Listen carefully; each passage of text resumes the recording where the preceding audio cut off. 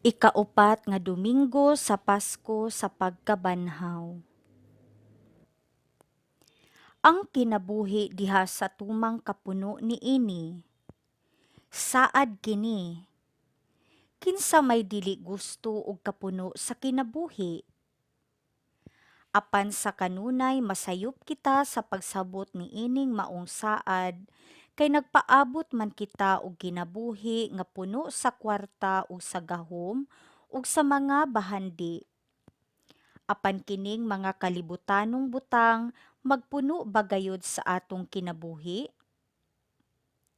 Ang atong kinabuhi mapuno lamang pinaagi sa gugma, dili mga butang. Ang gugma nga atong gihatag ug gidawat gikan sa kapika sa kinabuhi ug sa mga anak, sa mga ginikanan, sa kaigsuunan ug sa mga kahigalaan, maoy magpuno sa atong kinabuhi. Ang gugma nga atong gihatag sa atong isig katawo magpuno sa atong kinabuhi. Pinaagi sa pagtahan sa atong kinabuhi diha sa gugma alang sa uban, mapuno kita sa hilabihan nga dili na nato mahuna-hunaan. Ang Dios lamang maoy makapuno kanato sa iyang kinabuhi ug espiritu ug magdala kanato ngadto sa hingpit nga kapuno didto sa langit. Pamalandong. Sa pagkatinuod ang gugma nga akong gihatag ngadto sa uban ug nadawat gikan kanila maoy makapuno sa akong kinabuhi. Ako ba kining naamguhan? Nakaamgo ba usab ako nga ang Dios maoy bugtong tubag ug mutagbaw sa tanan nga akong gipangandoy niining kinabuhi? Pagbasa gikan sa mga buhat sa mga apostoles. Unya mitindog si Pedro uban sa napulog usa ka apostoles ug sa makusog nga tingog miingon kanila. Mga igsuon kong Hudiyo, ug kamong tanan nga nagpuyo sa Jerusalem, pamatian ninyo ang akong isulti karon.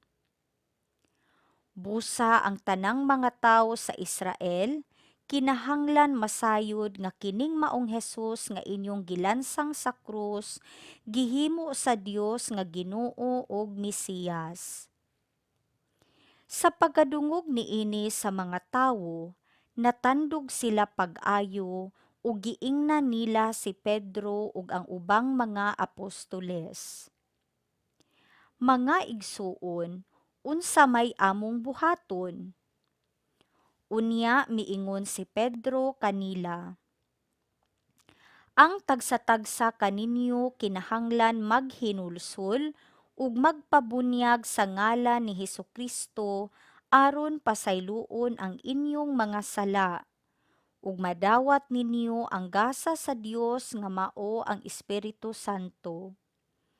Kay ang saad sa Dios alang man kaninyo ug sa inyong mga anak ug sa tanan nga atua sa layo, tanan nga pagatawgon sa atong Ginoong Dios. Nangaliyo po si Pedro kanila ug miagda nga nag-ingon.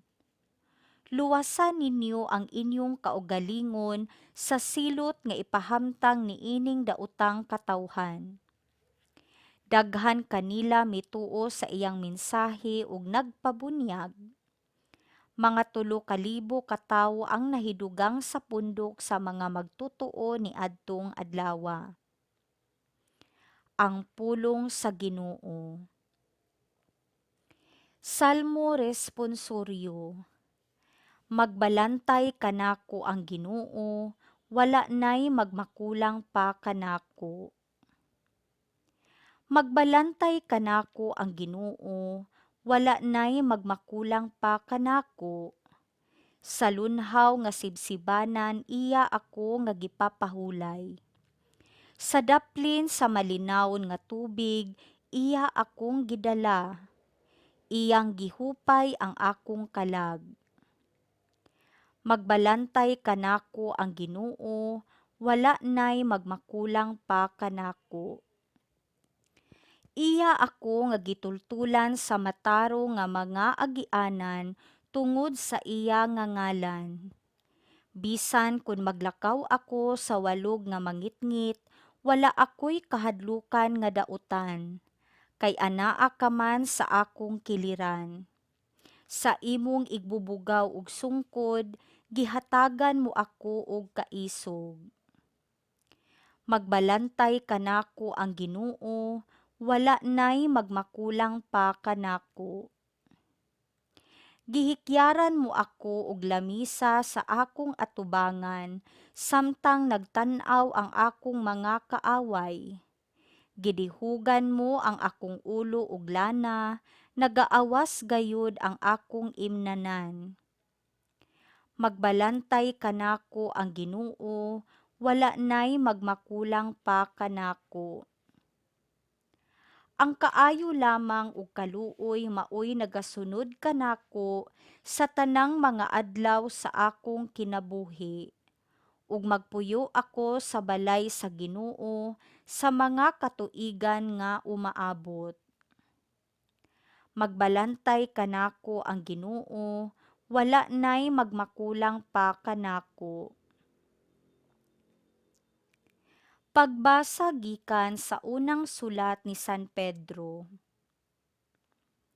Kay dalaygon ba kun mag-antos kamo sa kastigo nga angay kaninyo tungod kay nakabuhat kamog dautan? Dili gayud. Apan kun giantos ninyo ang mga pagdaog-daog bisan pa sa inyong pagbuhat sa maayo, manalangin ang Dios kaninyo tungod niini.